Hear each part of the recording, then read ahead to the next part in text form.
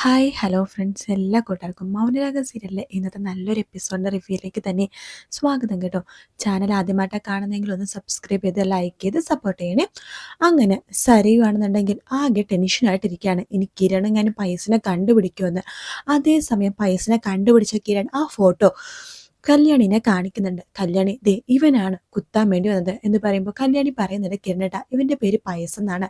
വിക്രത്തിന് 15 വയസ്സ് മുതൽ ബീഡിക്കുറ്റിയും പല മയക്കുമരുന്നുകൾക്ക് ഉപയോഗിക്കാൻ പ്രേരിപ്പിച്ചത് ഇവനാണ്. ഇവന്റെ ആ ഒരു വലയിൽ നിന്ന് വിക്രത്തിനെ മോചിപ്പിക്കാൻ വേണ്ടി ഞാൻ പലവട്ടം നോക്കിയായിരുന്നു, പക്ഷെ നടന്നില്ല. ആ സമയത്ത് കിരൺ പറയുന്നുണ്ട്, കല്യാണി ദേ നീ സൂക്ഷിക്കണം കേട്ടോ. ഞാനെന്തിനാ കിരണേട്ട സൂക്ഷിക്കണത്? എൻ്റെ പിന്നാലെ ആളെ വിട്ടിട്ടുണ്ടെന്നല്ലേ അച്ഛൻ പറഞ്ഞേക്കണത്, അതുകൊണ്ട് എനിക്ക് പേടിക്കാനൊന്നും ഇല്ല എന്ന് പറയുമ്പോഴേക്കും, എന്നാലും സൂക്ഷിക്കണം കല്യാണി, ഇവൻ എന്തായാലും നിന്നെയാണ് ടാർഗറ്റ് ചെയ്തെന്ന് മനസ്സിലായല്ലോ. എന്തായാലും എനിക്കതിലെ കാര്യം മനസ്സിലാവാത്തത്, മരിക്കേണ്ടവർ മരിച്ചു, പിന്നെ അവർക്ക് വേണ്ടി പകരം വീട്ടാൻ വേണ്ടി ഇവരെന്തിനാ നടക്കണേന്നാ എനിക്ക് മനസ്സിലാവാത്ത. ഇതിരിക്കുന്ന കല്യാണി പറയണ്ട്, കേട്ടാ അവരൊക്കെ അങ്ങനെയാണ്, അവരുടെ സ്വഭാവം അങ്ങനെയാണ്, അത് നമുക്ക് തിരുത്താനൊന്നും സാധിക്കില്ല.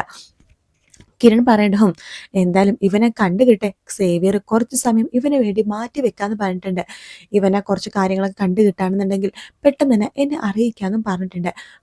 ഇവന്റെ വിധി എന്തായാലും കാട്ടിൽ തന്നെയായിരിക്കും. കാട്ടില് സ്റ്റെഫീനെയും അതുപോലെ തന്നെ ഗംഗപ്രസാദിനെ, എൻ്റെ അമ്മാവൻ എന്ന് പറഞ്ഞ രാഹുലിനെയൊക്കെ മൃഗങ്ങൾ കടിച്ചു കീറിയ പോലെ തന്നെയായിരിക്കും ഇവനെ കീറാൻ പോകുന്നത്.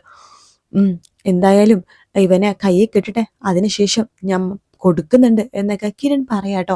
പിന്നീട് കാണിക്കണത് നമ്മുടെ മനോഹറിനെയാണ്. മനോഹർ ജയിലിൽ ഒരു പണി ചെയ്തുകൊണ്ടിരിക്കുന്ന സമയത്ത് അവിടേക്ക് പ്രകാശൻ ആകെ വിഷമിച്ച് വരും കേട്ടോ. പ്രകാശിനോട് നമ്മുടെ മനോഹർ ചോദിക്കണ്ടേ, എന്താ അങ്കിളെ മുഖത്തൊരു വിഷമം പോലെ? ഒന്നുമില്ലടാ.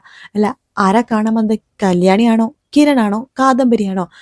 ഇവരാരുമല്ല, കാർത്തിക മോള, ഭർത്താവും ഉണ്ടായിരുന്നു കൂടെ. ഓ, മൂത്ത മോളെ കണ്ടില്ലല്ലോ എന്ന് പറഞ്ഞിട്ട് അങ്കിള് ഭയങ്കര വിഷമത്തിലായിരുന്നല്ലോ. പിന്നെ എന്താ മൂത്ത മോളെ കണ്ടിട്ട് ഒരു സന്തോഷമില്ലാത്തത്? അതല്ലടാ, കാർത്തിക മോളനോട് ഒരു കാര്യം പറഞ്ഞു.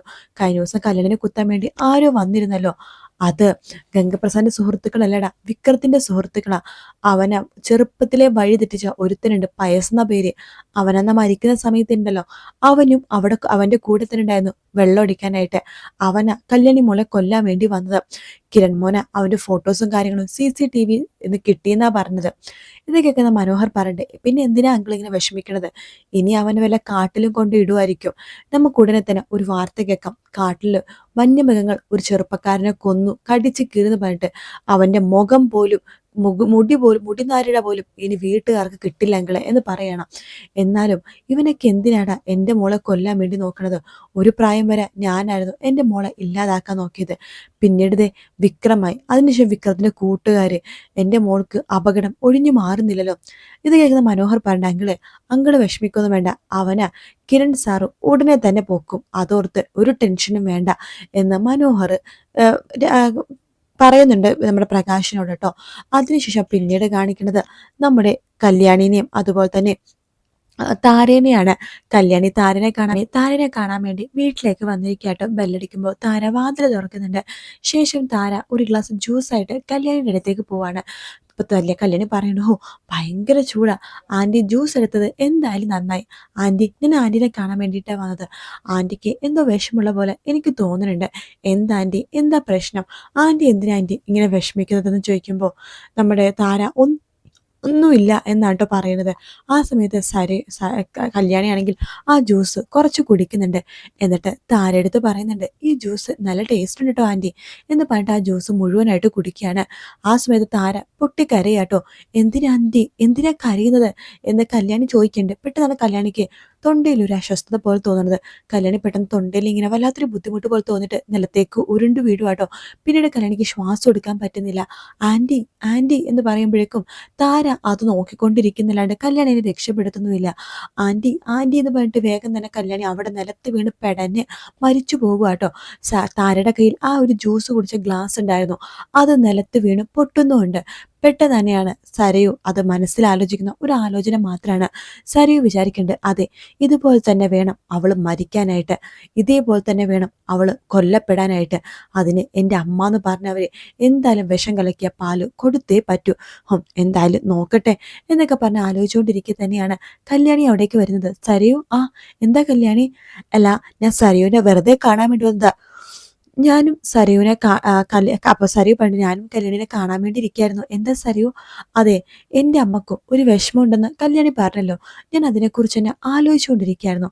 ഇപ്പോഴാണ് കല്യാണി എനിക്കൊരു കാര്യം മനസ്സിലായത്. എന്താ സരയു? അല്ല, എൻ്റെ അച്ഛൻ എന്ന് പറഞ്ഞ ആൾ മരിച്ചേ പിന്നെയാണ് അമ്മക്ക് ഈ ഒരു വിഷാദ രോഗം പോലെ. ഏ അതെന്താ അങ്ങനെ പറഞ്ഞത്? രാഹുൽ അങ്കിൾ എന്ന് പറഞ്ഞ സരയുവിൻ്റെ അച്ഛൻ എന്ന് പറഞ്ഞ ആള് താരാനിനെ ഉപദ്രവിച്ചിട്ടല്ലേ ഉള്ളൂ, സ്നേഹിച്ചിട്ടൊന്നുമില്ലല്ലോ. അതൊക്കെ നീ പറഞ്ഞ ശരി തന്നെയാ കല്യാണി. പക്ഷെ നീ ഒന്ന് ആലോചിച്ച് നോക്ക്, അച്ഛൻ മരിച്ചതിൽ പിന്നെയല്ലേ അമ്മയുടെ സ്വഭാവം ആകെ മാറിയത്. ഇനിയിപ്പോ പറയാൻ പറ്റില്ല, അച്ഛൻ മരിച്ചു കഴിഞ്ഞപ്പോഴേക്കും മുമ്പ് ഒരുപാട് പ്രണയിച്ച് നടന്നവരാണല്ലോ. മരിച്ചു കഴിഞ്ഞപ്പോൾ പഴയ കാര്യങ്ങളൊക്കെ ഓർമ്മ വന്നിട്ടാണോ ഈ വിഷമിച്ചിരിക്കുന്നതെന്ന് പറയാൻ പറ്റില്ലല്ലോ. ഇനി അങ്ങനെ ആയിരിക്കോ? എന്തായാലും ഞാൻ താരാന്റിനെ ഒന്ന് കാണാൻ പോകുന്നുണ്ട് എന്ന് കല്യാണി പറഞ്ഞിട്ട് അവിടെ നിന്ന് അങ്ങ് പോകുവാട്ടോ. ആ സമയത്ത് സരയു സന്തോഷത്തോടെ കസേരയിലിരിക്കുകയാണ്. എന്നിട്ട് താരക്ക് ഒരു മെസ്സേജ് അയക്കുന്നുണ്ട്.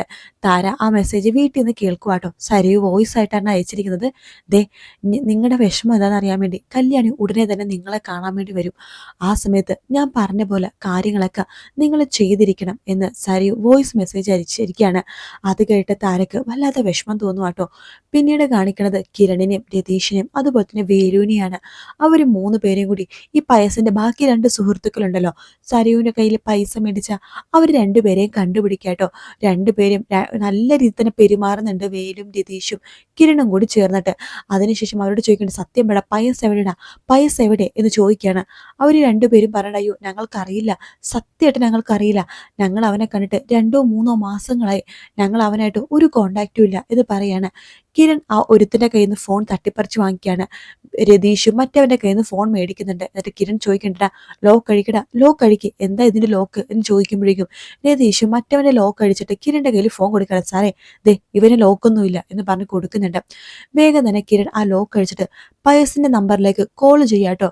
ആ നമ്പറിലേക്ക് വിളിക്കുമ്പോൾ കിട്ടുന്നില്ല. കോൾ ഹിസ്റ്ററി നോക്കുമ്പോൾ അടുത്തൊന്നും പയസിനെ വിളിച്ചായിട്ട് കാണിക്കുന്നുമില്ല. ശേഷം ആ മൊബൈൽ ഫോൺ അവരുടെ മുഖത്തേക്ക് വലിച്ചെറിയാണ് കിരൺ.